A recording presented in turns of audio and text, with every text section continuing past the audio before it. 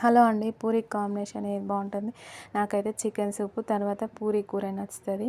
నేనైతే పూరీ కూర ఏ విధంగా చేశానో చూపిస్తాను. ఒక గిన్నె తీసుకొని దాంట్లో ఆయిల్ వేసుకోవాలి. దాంట్లో లవంగాలు, చెక్క, ఇలాచి, కరివేపాకు వేసుకొని పచ్చిమిర్చి వేసుకొని బాగా కలుపుకోవాలి. ఇప్పుడు తర్వాత ఒక 2 ఉల్లిగడ్డలు తీసుకొని, ఉల్లిగడ్డలు చాలా ఉండాలి దీంట్లో, అట్లయితేనే బాగుంటుంది. కట్ చేసి వేసుకొని కొంచెం వేగాక పసుపు వేసుకోవాలి. ఇప్పుడు ఒక గిన్నెలో శనగపిండి వేసుకొని ఉండలు లేకుండా కలుపుకోవాలి.